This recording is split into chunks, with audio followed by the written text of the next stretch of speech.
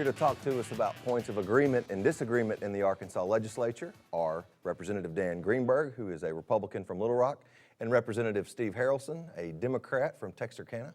Gentlemen, it's good to have you both with us, and we look forward to a lively discussion.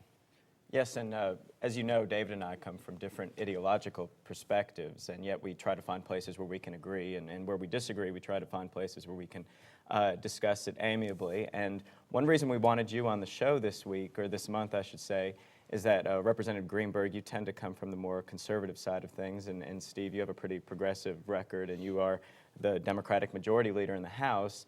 And yet we've observed this phenomenon where you have been voting together on several issues. And in fact, I wrote a column and talked to both of you about that phenomenon. And I was wondering if you could kind of launch in and discuss how it is that some of the more conservative members and some of the more progressive members of the House are coming together on several issues.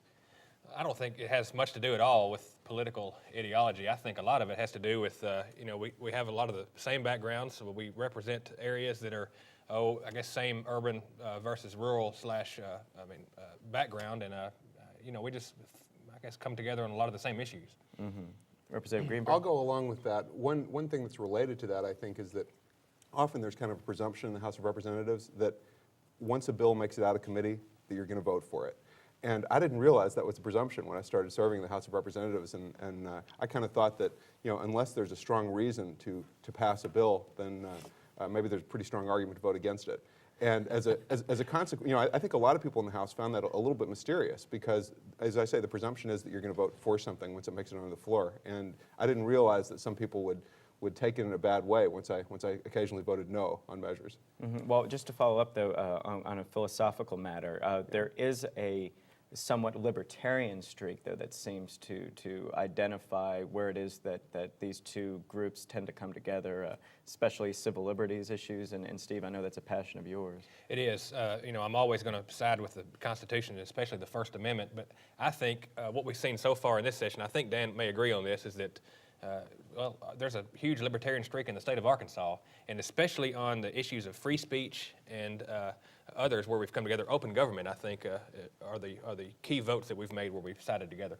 Mm-hmm. But and I would say that in the case of that bill that came up about, I guess it was cyberbullying, and that tended to pass with a big majority vote.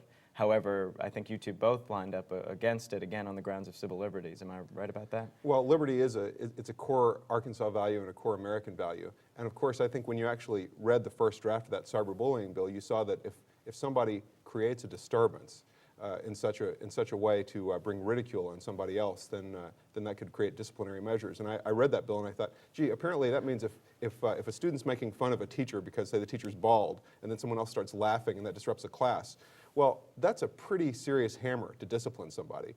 Right. And so when I read that bill, I think a lot of people read that bill and thought, this is awfully strong medicine for what maybe is a small problem. Right. And just to be specific, I mean, this allows school districts to basically regulate communications that may come from a student's home computer. So right. It launches out of the school district property and into the homes of these students, but yet the bill passed. So you say there's a libertarian streak in Arkansas, but it passed overwhelmingly.